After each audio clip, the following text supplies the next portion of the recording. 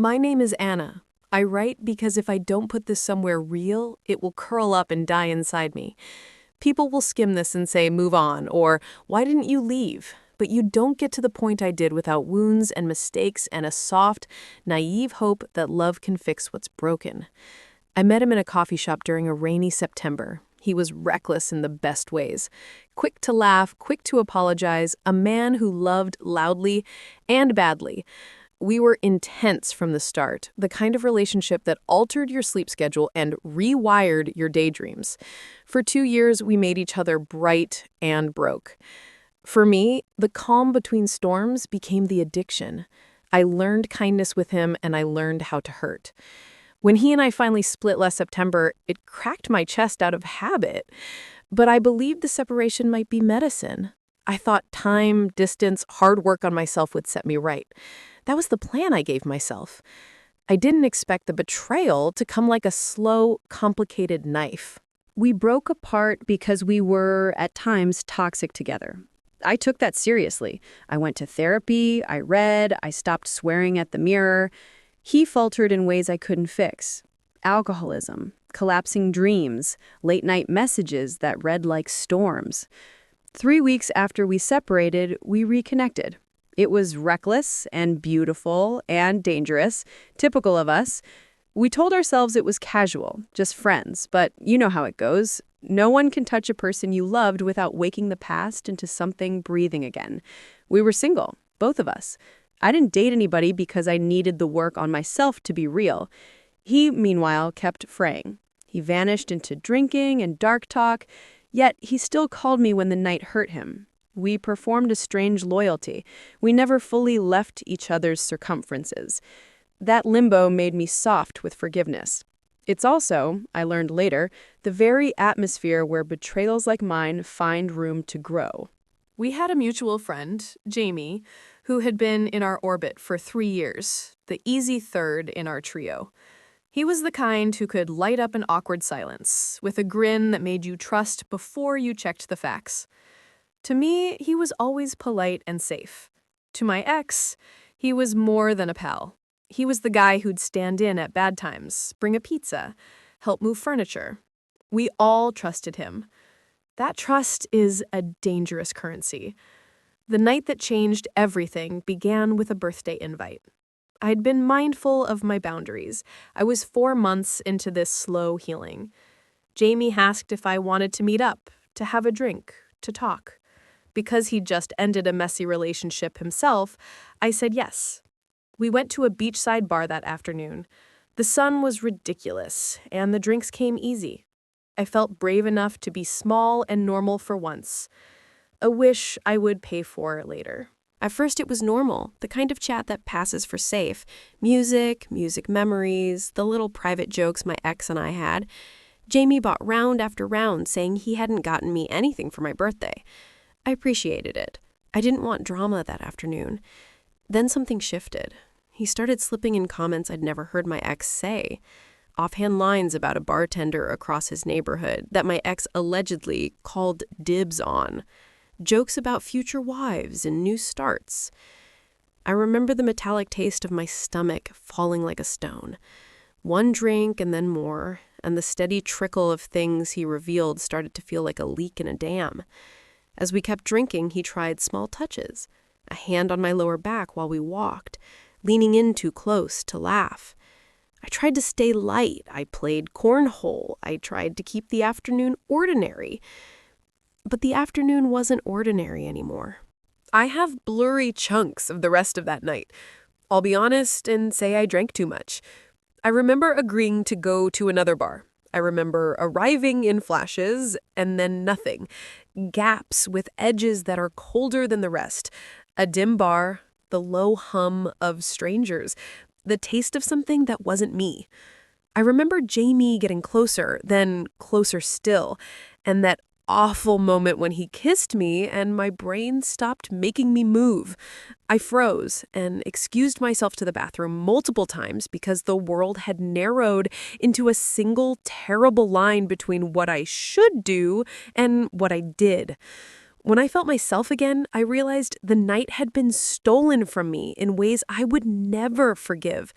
He had kissed me without asking. He'd tried to take advantage of me at my lowest. There is a heaviness to those realizations, the sick knowing that a man you trust reclassified you in his mind without consent.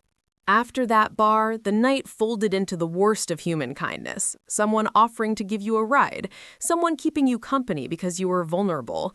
Jamie invited me to a friend's house to watch a fight. I remember having more drinks because I wanted to pretend the world wasn't fragile around me.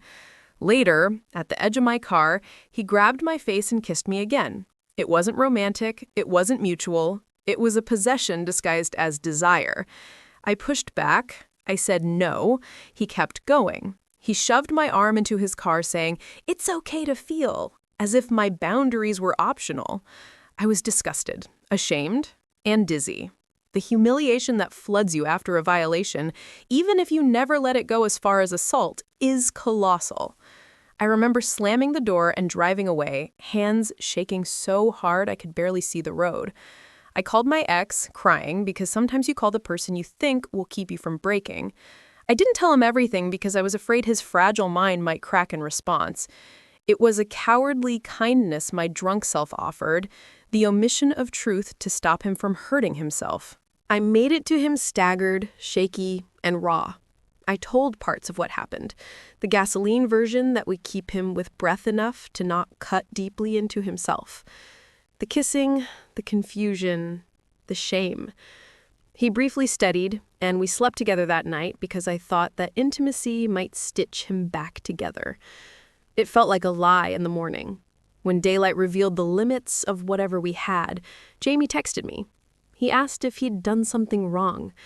My hands were shaking as I typed that he tried to get with his best friend's ex, and blocked him. That text turned into the bedrock of a mess. He replied, indignant, claiming confusion and that I'd wanted more. That lie traveled faster than the truth ever could. My ex, the man I loved, read the words and, for reasons I would never fully understand, decided he trusted the friend's version over mine. The way someone decides who they believe says more about them than about you. The nights that followed were a torrent I hadn't prepared for. My ex called me every name you can think of. He accused me of having fun, of lying, of stabbing him in the back. He preferred the story in which I was a willing participant because that was simpler for him to process than the idea that his friend had betrayed both of us. He accused me of things I didn't remember, of actions I'd only half remembered, and then demanded proof I couldn't give. When your pain meets another person's pain, sometimes they choose the version of suffering that makes themselves the victim. My apologies and explanations were met by a wall. He kept drinking and stopped listening. I went to his house more than once, brought flowers later thrown in the trash, bought tickets to shows I thought would bring him back, scrubbed his garage when he couldn't chew his feelings. Nothing reached him. He blocked the friend, then unblocked him, and called him everything supportive. He refused to hear me. He told me I wanted it. I still replayed the night, thinking, if only I'd left sooner, if only I'd never gone. There were no answers, only the drowning echo of someone I had loved choosing not to hear. I tried to make amends in every way I could imagine. Gifts, gestures, apologies that tasted like ash in my mouth. I organized a weekend to remind him how much we once were, even arranging things so badly that I thought it might show my commitment. A booked room by the ocean, a plan to surprise him, misguided, painful attempts at a reset. We spoke. We made love in the dim hours because I thought that might be a solve for both of us. I contracted mono while trying to be the human who could keep him from unraveling. The more I tried, the more the narrative turned. He told me he needed to move on. He said I had ruined the love we had. Meanwhile, Jamie wrote to others, rewriting events into a story where I had wanted him, had flirted, had been complicit. I lost friends I didn't even know I could lose. I realized with a cold clarity that once someone has decided to believe one story, the truth doesn't penetrate easily. I had to decide, keep apologizing to a man who would not forgive, or step back and find my own compass. For a while, I existed on a diet of shame and apology. Then I began to notice a poisonous pattern. If I said nothing, Jamie's tales and the ex's suspicions calcified into facts among our circle. Their version of events was the rumor that would become 100 sorrowful headlines in the small world we shared. The realization hit me slowly and then like a bell. If I didn't collect my truth, someone else would script it. So I started to gather what I could: texts, timestamps, the piecemeal evidence my fuzzy memory could justify. I didn't know if it would matter. I only knew I could not let a lie define me. The work of breaking a narrative is unglamorous. It is cold, it is patient, and it is often lonely. I printed screenshots, wrote a careful chronology of the evening, saved voice memos where my own voice spoke the truth into the silence. It wasn't revenge yet. It was survival. I remember the awful thrill of collecting proof, as if I were archaeology and each message was a bone that would prove a story real. I asked friends for favors, retrieved security camera clips from places we'd been, copied timestamps, and even had a bartender confirm the times my friend was at the bar. The more I assembled, the angrier I became. It is strange what anger does. It clears fog. My shame flickered into purpose. I realized I wasn't doing this to hurt them. I was doing this so my life was not narrated by people who had betrayed me. I typed up the timeline into a neat document and practiced saying the words out loud in the mirror. I rehearsed breathing slowly. I practiced not crying when I spoke. Each piece of evidence felt like a small reclamation of dignity. I needed a stage that mattered to them, a place where the stories had currency, where reputations and alliances were visible. Their lives were small and broadcast within our shared social world. The obvious target was a party, a mutual friend's wedding anniversary celebration, everyone important in a room, photographs that would later slide into Facebook, LinkedIn notices, small-town gossip that stacked like dominoes. It wasn't violent. I don't believe in theatrical cruelty for sport. My plan was surgical. Present the evidence in a way that left no room for their tall tales, in public, where denials would be watched and proven false. I called a photographer I'd worked with before and explained, carefully, without drama, that I needed a clean, factual display. He agreed, because sometimes people help you because they believe in truth. I also prepared a private envelope for my ex. Patience, dignity, and my final choice. Revenge, I told myself, would be precise, not petty. The week before the celebration, my nerves were a live wire. I organized the files, synced the timestamps with the timeline, reviewed the bartender's note, and even had a lawyer friend glance at the documents to be sure nothing could blow back on me legally.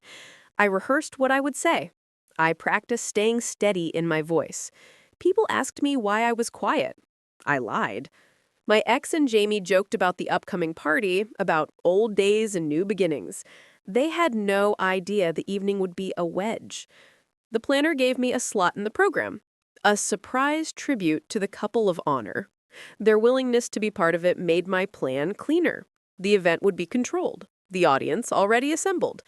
I didn't want to humiliate for humiliation's sake. I wanted to make the truth undeniable.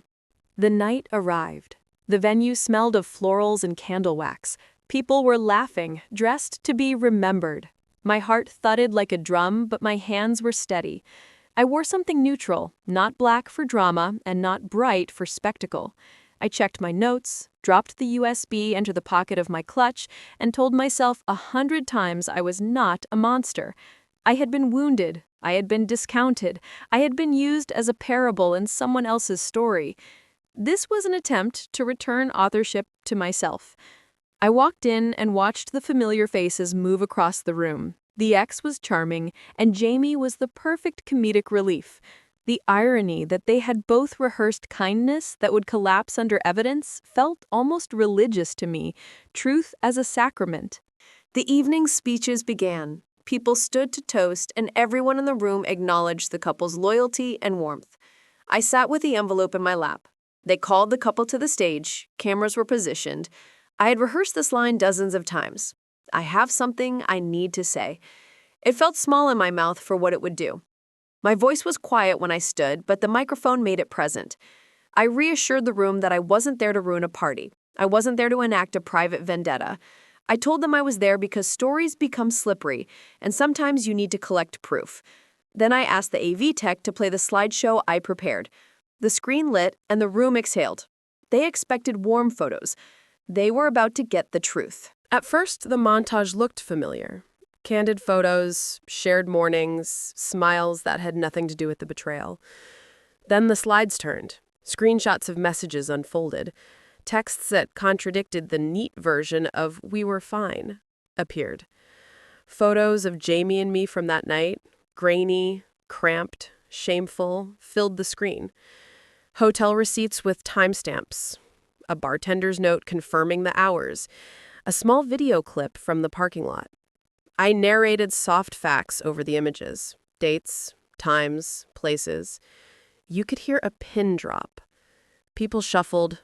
The couple's faces grew vacant. The man who had once joked with me about tomorrow's concerts looked suddenly raw and exposed. My voice stayed steady, as if reading the weather. I was saying things out loud that I had long rehearsed in silence. The reaction was immediate and electric.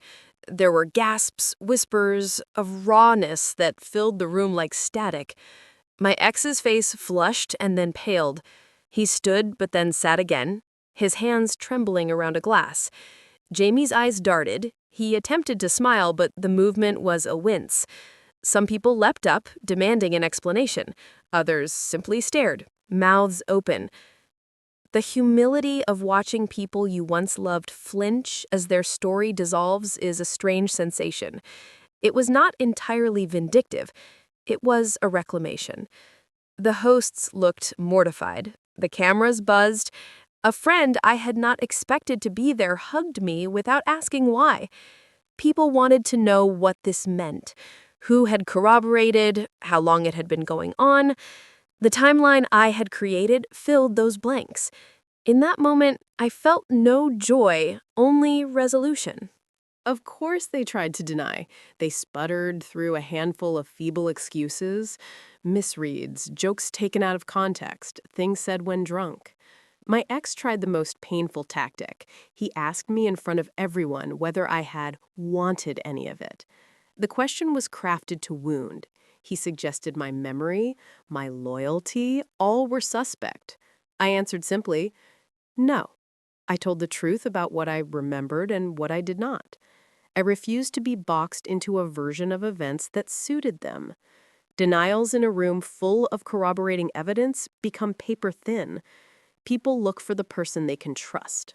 In that instant, the room's compass shifted. The gossip lines that had once favored them now found new anchors. People tensely reevaluated who they thought they knew. After the slideshow, it was like watching dominoes fall where there had once been statues. A few guests left immediately. Others formed inner circles, whispering. The hosts, embarrassed, tried to shepherd the evening back to civility. My ex retreated to the restroom, and I watched him through the glass to see the man I had loved behind the stall. Jamie left in a flurry, muttering apologies that sounded empty. Messages lit up across phones. By the time the officiator wrapped the official part, words had spread. The party's official photographer captured the faces that betrayed, the faces that were betrayed, and those images would live for a long time. I left quietly afterwards. I'd done what I'd intended. It was not victory, as the world imagines. It was the removal of an armor they had worn for too long. The days after are always the cruelest. Reputation in our world is a small currency, and mine had to be reclaimed with the slow patience of a lawyer and the stubbornness of someone who simply will not be erased. My ex called, screamed, and then went silent for days. He deleted photos of us offline and then left the house in a rage.